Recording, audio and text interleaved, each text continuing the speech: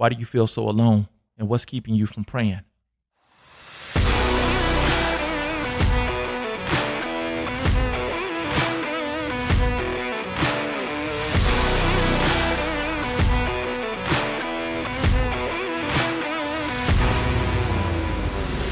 All right. I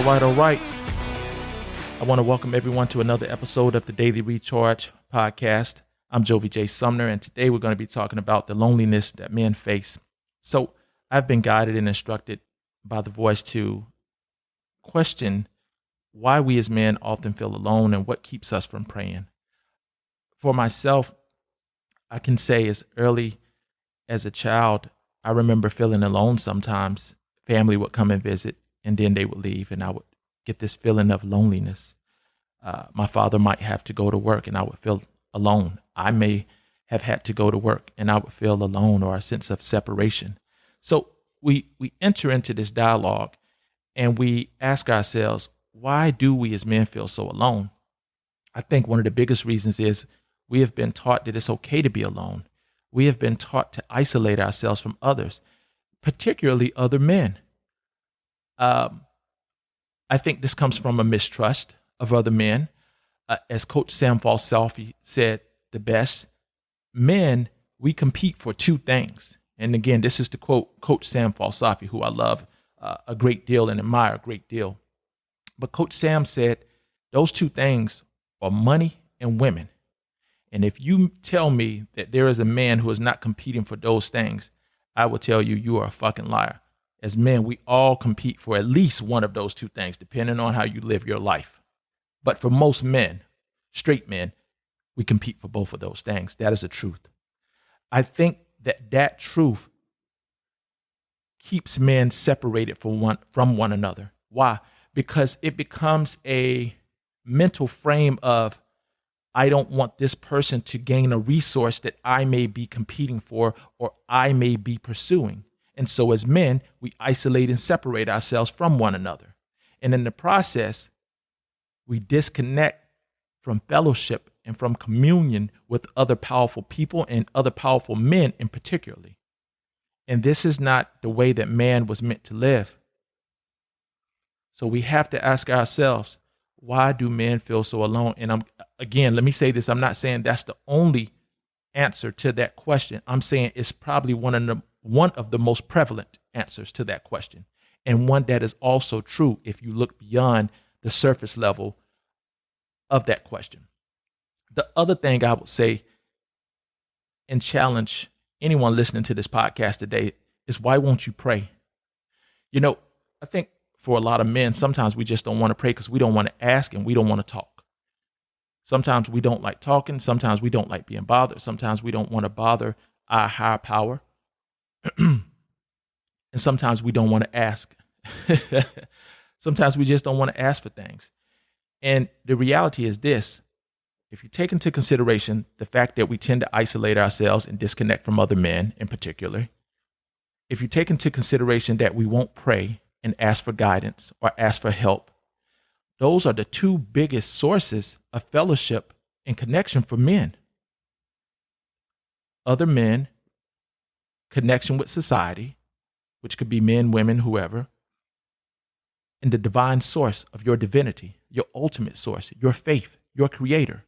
So if we won't connect with other men or other people, and we won't connect with our creator,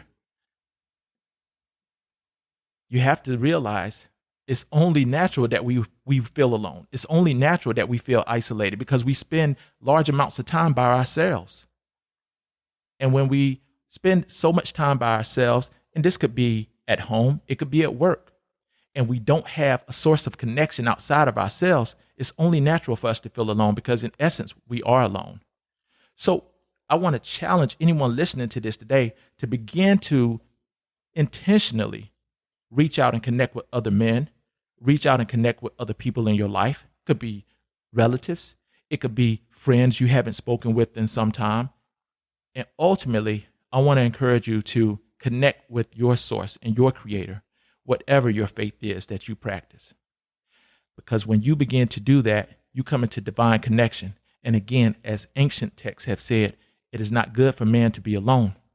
So we must begin to pray. We must begin to ask. We must begin to listen. And we must begin to submit and surrender to allowing ourselves to be guided by the divinity from within us.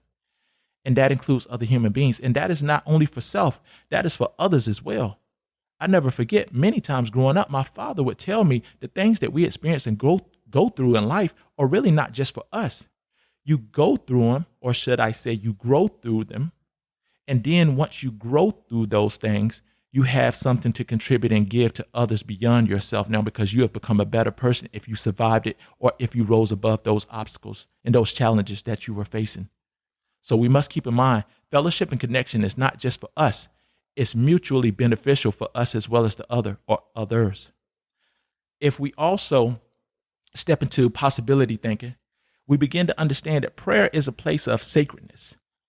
Prayer is a place of coming into stillness, stillness of the mind, stillness of the body, stillness of the spirit, stillness away from the outside world and the distractions and the many distractions that the mind is constantly being bombarded with. Prayer is that place where you can come and be guided by your higher self, your higher source, and get answers and find possibilities and begin to see new openings and new opportunities for you, your life, and those who you love and care about, and what you desire to go out and contribute and create.